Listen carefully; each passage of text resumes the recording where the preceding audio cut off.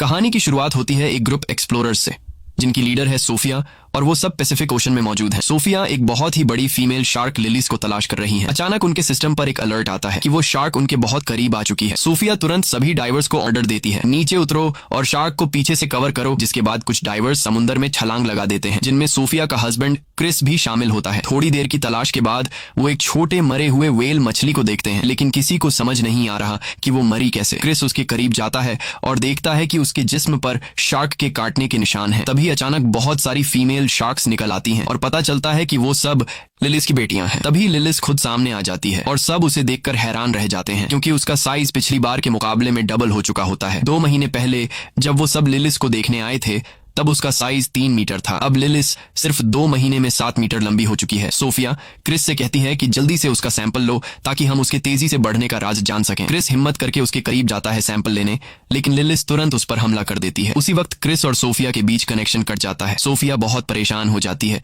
और खुद समुद्र में उतर जाती है ताकि अपने हस्बैंड को ढूंढ सके। वो जैसे ही नीचे जाती है, उसे क्रिस का कटा हुआ बाजू मिलता है और वहां और किसी डाइवर का कोई नामो निशान नहीं होता। वो समझ जाती है कि वो सब शार्क की खुराक बन चुके हैं, मगर वो हिम्मत नहीं हारती और फैसला करती है कि किसी तरह उस शार्क से सैंपल लेकर ही रहेगी। वो लिलिस के करीब पहुंचती है और सैंपल लेने की कोशिश करती है, लेकिन शार्क उस पर भी हमला कर देती है। सोफिया खुशकिस्मती से एक जाल में फंस जाती है, लेकिन शार्क जाल को खींचती हुई समुद्र की गहराइयों में ले जाती है। किसी तरह से वो जाल से निकलने में कामयाब हो जाती है और खुद को बचा लेती है। फिर 3 साल बीत जाते हैं और हम पहुंचते हैं पेरिस, जहां 2 नौजवान लड़के सीन नदी में मछलियां पकड़ रहे होते हैं। लेकिन अचानक उनके जाल में एक बम आ जाता है। ये देखकर वो दोनों लड़के पुलिस को इस बम की खबर देते हैं। बम की खबर सुनकर रिपोर्टर्स भी वहां आ जाते हैं। तभी पुलिस आकर लोगों को समझाती है कि वर्ल्ड वॉर 2 के दौरान यहाँ शेल्स और मिसाइल्स रखी गई थीं, इसलिए डरने की कोई जरूरत नहीं है। यहाँ अक्सर बम मिलते रहते हैं और जब तक हम यहाँ हैं कुछ नहीं होगा। लोगों को यकीन दिलाया जाता है कि नदी सुरक्षित है। फिर हम पहुंचते हैं व्हेल कंजर्वेशन सेंटर, जहां हमें सोफिया दिखाई देती है। अब सोफिया ने शार्क पर रिसर्च करना बंद कर दिया है और अब वो बच्चों को मछलियों के बारे में जानकारी देती है। लेक्चर के दौरान उसे महसूस होता है कि कुछ लड़के उसका मजाक उड़ा रहे हैं। वो कह रहे होते हैं, कहाँ है वो सैंपल जो तुम्हारे हस्बैंड ने लाया था? क्या वो शार्क उसे मारकर सिर्फ सैंपल ही छोड़ गई? सोफिया बहुत दुखी हो जाती है और लेक्चर छोड़कर बाहर निकल जाती है। तभी एक लड़की नोरा उसे रोकती है और कहती है, मैं तुम्हारी सबसे बड़ी फैन हूँ, मैं तुम्हारे सारे रिसर्चेस को फॉलो करती हूँ, खासकर शार्क वाले। सोफिया कहती है, मैंने वो सब रिसर्च उसी दिन छोड़ दिए थे जब मेरे हस्बैंड की मौत हुई।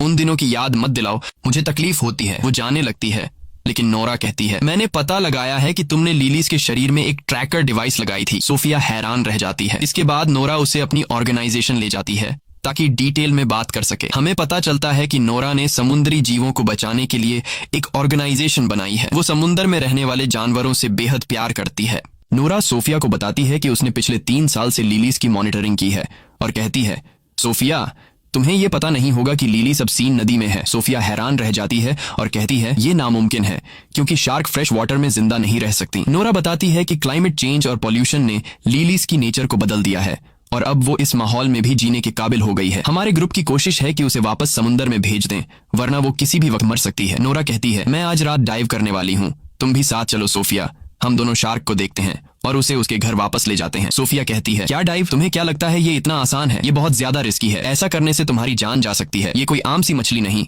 ये दुनिया की सबसे खतरनाक शार्क है। सोफिया वहां से निकलकर अपने घर पहुंचती है। घर जाकर वो अपने हस्बैंड के आखिरी मिशन की वीडियोस देखती है और वो रो पड़ती है, क्योंकि उसी ने अपनी टीम से कहा था कि वो इस मिशन में उनके साथ है। वो गिल्टी फील कर रही होती है क्योंकि वो सब उसकी वजह से मारे गए। दूसरी तरफ हम देखते हैं कि नोरा अपनी दोस्त बिन के साथ सीन नदी में एक बोट पर होती है। नोरा कहती है, क्या तू मेरे साथ नहीं उतरेगी? बिन पानी में उतरने से इनकार कर देती है और कहती है, तू जा, मैं यहाँ तेरा ध्यान रखती हूँ। नोरा अकेले ही पानी में उतरती है और लिलीज को हर जगह ढूंढती है। दूसरी ओर सोफिया सिस्टम में लिलीज की मूवमेंट्स ट्रैक कर रही होती है। वो देखती है कि शार्क नोरा की तरफ बढ़ रही है, जिसके बाद वो पुलिस को कॉल करती है और बताती है कि नोरा अकेले रिवर के पानी में शार्क को ढूंढने गई है। नोरा अब भी शार्क को तलाश रही होती है। फिर वो एक कार के करीब जाती है जिस पर शार्क के अटैक के निशान होते हैं। उसी वक्त उसे पुलिस के सायरन की आवाज आती है, तो वो समझ जाती है कि पुलिस नदी तक पहुंच गई है। वो फौरन पानी से बाहर आती है और भागने की कोशिश करती है, मगर पुलिस उसे पकड़ लेती है क्योंकि इस रिवर में डाइविंग मना है। सोफिया भी उसी वक्त वहां पहुंच जाती है और नोरा को पुलिस के हाथों गिरफ्तार होते हुए देखती है, मगर वो कुछ नहीं कर सकती। पूरी रात वो नदी के पास खड़ी रहती है लिलीज की मूवमेंट्स को ट्रैक करने के लिए। अगले दिन नोरा अब भी पुलिस स्टेशन में होती है, क्योंकि वो कुछ भी बोलने को तैयार नहीं होती कि वो नदी में क्यों गई थी। वो सिर्फ कहती है, बस यार मैं तो नहाने गई थी। इंस्पेक्टर का नाम आदिल होता है। वो कहता है तुम यहाँ से बाहर तभी निकलोगी जब सच बोलोगी। नहाने की कहानी छोड़ो, हमें बेवकूफ समझा है क्या? नोरा कहती है सुनो भाई, मैं शार्क ढूंढने गई थी। आदिल हंसता है क्या तू मेरे साथ मजाक कर रही है? नदी में शार्क? ये तो जहरीला पानी है। और फिर वो यहाँ आई कहाँ से? तुमने मुझे बेवकूफ समझा है? नोरा कहती है मेरा यकीन करो, मैं पानी में शार्क को ढूंढने गई थी, लेकिन अफसर मानने को तैयार नहीं था। दूसरी तरफ सोफिया अब भी उसी जगह पर मौजूद होती है जहां कल रात थी।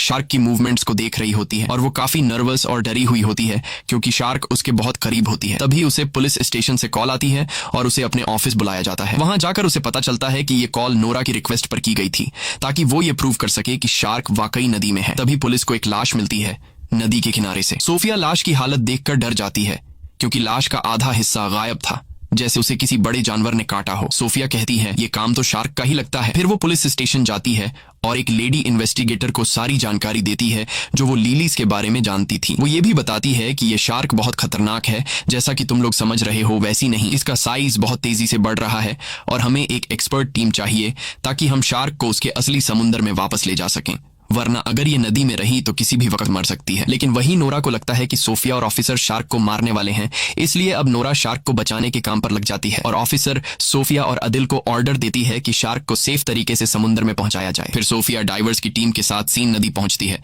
ताकि शार्क को पकड़ सके। दूसरी तरफ नोरा भी चुपचाप उनका पीछा करती है और दूर से शार्क की मूवमेंट्स को देखती रहती है। सोफिया और उसकी टीम ट्रैकर के जरिए लिलीज की लोकेशन फिक्स कर लेते हैं। डाइवर्स जल्दी से सूट पहन के नदी में उतर जाते हैं। नोरा को लगता है कि वो लिलीज को मार देंगे तो फौरन अपनी दोस्त बिन को कॉल करती है और कहती है कि वो ट्रैकर सिस्टम हैक कर दे ताकि डाइवर्स शार्क की लोकेशन ट्रेस न कर सकें। बिन उसकी बात मान लेती है और सिस्टम बंद कर देती है। तभी डाइवर्स पानी में लिलीज को तलाश करते रहते हैं और वो लिलीज के काफी करीब होते हैं। उन्हें उसकी मूवमेंट का एहसास होने लगता है। तभी ट्रैकर अचानक बंद हो जाता है और वो उसका लोकेशन नहीं जान पाते। वो सब जल्दी से ऊपर आ जाते हैं इससे पहले कि शार्क उन्हें मार डाले। आदिल हैरान रह जाता है कि ट्रैकर अचानक कैसे बंद हो गया और वो सोफिया से कहता है मुझे लग रहा है कि ये सब तुम्हारा किया धरा है। कसम से अगर कंफर्म हो गया कि तूने ये किया है तो ये तेरे लिए जिंदगी का आखिरी दिन होगा। सोफिया उसकी बातों से नाराज हो जाती है और वहां से चली जाती है और इत्तेफाक से वो नोरा को दूर से देखती है जो छुप के सब कुछ देख रही होती है।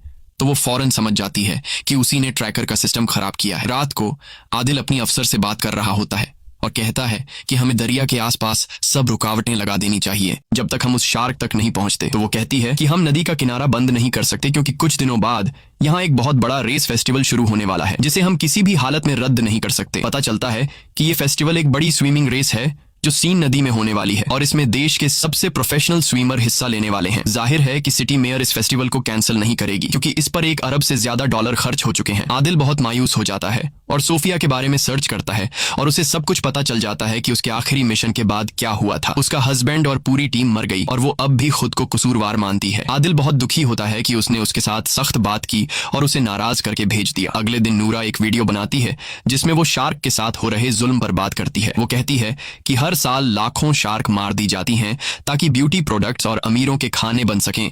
ये क्रिएचर भी इंसानों की तरह जीने का हक रखती है। वो अपने जैसे नौजवानों से कहती है कि वो उसकी ऑर्गेनाइजेशन में शामिल हों और लेलिस शार्क को समंदर वापस पहुंचाने में मदद करें। सरप्राइज ये होता है कि वीडियो को लाखों व्यूज मिलते हैं और उसकी टीम में सैकड़ों नौजवान शामिल हो जाते हैं। सबका एक ही मकसद होता है, लेलिस को सलामती से समंदर तक वापस ले जाना। फिर आदिल सोफिया से मिलता है और कहता है मैं माफी चाहता हूं अपनी बदतमीजी के लिए और वादा करता हूं कि मैं तुम्हें सिटी मेयर से मिलवाऊंगा। तुम उसे सब कुछ समझाओ। जिसके बाद आदिल सोफिया को मेयर से मिलवाने ले जाता है। सोफिया मेयर को सारा किस्सा सुनाती है और स्विमिंग रेस बंद करवाने की रिक्वेस्ट करती है, मगर मेयर कहती है कि हजारों फौजी वहां पर मौजूद होंगे और फेस्टिवल अपने टाइम पर ही स्टार्ट होगा। कोई शोर शराबा नहीं चाहिए। सोफिया गुस्से में आकर कहती है ये फेस्टिवल कैंसिल होना चाहिए वरना तुम सैकड़ों लोगों को मौत के मुंह में भेज दोगी। अगर वो लोग नदी में उतरे तो लेलिस एक एक करके सबको खा जाएगी और तुम्हें अंदाजा भी नहीं है कि लेलिस दुनिया की सबसे खतरनाक शार्क है जिसे कोई भी काबू नहीं कर सकता। मेयर कहती है देखो बहन, साफ साफ बात सुन लो, फेस्टिवल कैंसिल नहीं होगा। सरकार ने $1 मिलियन खर्च किए हैं इस पर। फिर मेयर पुलिस को ऑर्डर देती है कि किसी भी कीमत पर उस शार्क को मार दिया जाए। पुलिस सोफिया से मदद मांगती है तो सोफिया कहती है मैं एक प्लान बनाऊंगी कि हम उसे नदी से निकालकर समंदर ले जाएं, मगर उसे मारा नहीं जाएगा। वो एक प्लान बनाती है जिसमें खास फ्रीक्वेंसीज के जरिए शार्क को ट्रैप किया जाएगा और थोड़ी देर के लिए बेहोश करके उसे समंदर में शिफ्ट कर दिया जाएगा। मगर प्लान शुरू होने से पहले बेन आ जाती है और वो मान जाती है कि उसने ही ट्रैकर सिस्टम खराब किया था और अब उसे पछतावा हो रहा है। लेकिन मसला सिर्फ ये नहीं, नूरा ने लेलिस का लोकेशन ट्रेस कर लिया है और वो आज ही उसे समंदर की तरफ ले जाने का प्लान बना रही है। वो बताती है कि शार्क इस वक्त सीवरेज के टैंक के पास है। वो सोफिया और पुलिस से कहती है कि वो नूरा को रोके, क्योंकि वहाँ कुछ नौजवान भी मौजूद होंगे जो नूरा को सपोर्ट करने आए हैं और वो जगह बहुत खतरनाक है क्योंकि वो सीवरेज एरिया बहुत तंग है। सोफिया कहती है, अच्छा हुआ तुमने हमें ये बताया, और वो यकीन दिलाती है कि वो अपनी दोस्त को बचाएंगी। रात को हम देखते हैं कि नूरा, बेन और ऑर्गेनाइजेशन के बाकी लोग सीवरेज एरिया में पहुंच चुके हैं और मिशन के लिए तैयार हो रहे हैं। बेन थोड़ी नर्वस लग रही होती है, जैसे कुछ छुपा रही हो, मगर वो कहती है, मैं बस तुम्हारे लिए परेशान हूँ। फिर नूरा पानी में उतरती है ये साबित करने के लिए कि शार्क इंसानों के लिए खतरनाक नहीं होती। अब वो लेलिस का इंतजार करने लगती है। उसी वक्त सोफिया, आदिल और पुलिस वहां पहुंच जाते हैं और उससे कहते हैं, फौरन पानी से बाहर आओ, मगर वो लड़की जिद करती है कि वो मिशन पूरा करेगी। सोफिया उस पर चिल्लाती है, जो तुम कर रही हो वो गलत है, ये शार्क तुम्हारी सोच से भी बड़ी है, वो तुम्हारा सोनार डिवाइस और तुम्हें जिंदा खा जाएगी। इसी वक्त नूरा के पास एक शार्क नजर आती है। सोफिया फौरन समझ जाती है कि ये छोटी शार्क लेलिस की बेटी है, लेकिन नूरा बहुत एक्साइटेड होती है और शार्क के करीब जाती है और उसे छूने लगती है ताकि सोनार डिवाइस से उसका पता लगा सके। तभी अचानक आदिल पानी में छलांग लगा देता है ताकि नूरा को बचा सके, लेकिन अचानक शार्क गुस्से में आ जाती है और नूरा पर हमला कर देती है और उसे निगल जाती है। उसी समय पूरे इलाके में हलचल मच जाती है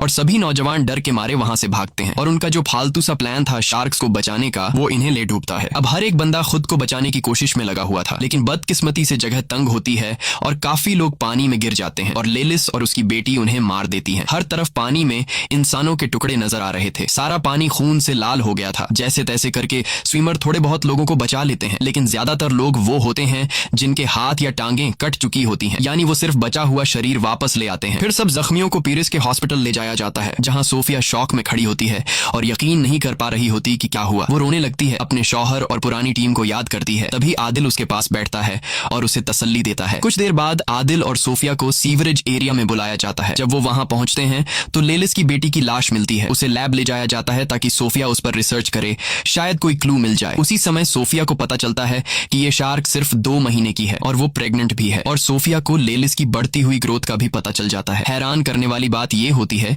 कि ये फीमेल शार्क बिना किसी मेल शार्क के कोलैब किए बच्चे पैदा कर सकती है, यानी बिना नर के खुद ब खुद बच्चे देना। सोफिया समझ जाती है कि ये शार्क बहुत बड़ी आफत है, क्योंकि लेलिस की तादाद कुछ महीनों में बहुत ज्यादा बढ़ जाएगी और ये इंसानों के लिए बहुत बड़ा खतरा बन सकता है। इसीलिए लेलिस और उसकी सारी नस्ल को खत्म करना बहुत जरूरी है, वरना वो इंसानों को खत्म कर देगी। अगले दिन सोफिया और उसकी टीम मेयर के ऑफिस पहुंचती है और उसे सारी नई जानकारी देती है। मेयर बहुत नाराज होती है क्योंकि मिशन नाकाम हो चुका होता है और स्विमिंग फेस्टिवल स्टार्ट होने में सिर्फ कुछ ही घंटे बाकी होते हैं। वो कहती है कि किसी भी तरह इस शार्क को मारो। सोफिया उस पर गुस्सा करती है और कहती है, तुम्हारे लिए पैसे ज्यादा अहम हैं या लोगों की जानें? मेयर गुस्से में कहती है, बाहर निकलो यहाँ से। और फिर वो फैसला करती है कि शार्क को मारने की जिम्मेदारी अब फौज को दी जाएगी। फिर सोफिया और आदिल कैफे में बैठे बात कर रहे होते हैं। सोफिया कहती है, अगर फेस्टिवल को ना कैंसिल किया गया तो बहुत बड़ी तबाही हो जाएगी, क्योंकि मेयर पैसों की भूखी है और मुकाबला हर हाल में कराएगी। आदिल कहता है, चलो मिल के दुनिया बचाते हैं। वो दोनों प्लान बनाते हैं कि वो मेयर के बिना शार्क्स को मारेंगे। फिर आदिल अपने दोस्तों से बात करता है और उनसे मदद मांगता है। सब दोस्त राजी हो जाते हैं और एक टीम बनाते हैं। पहला काम ये होता है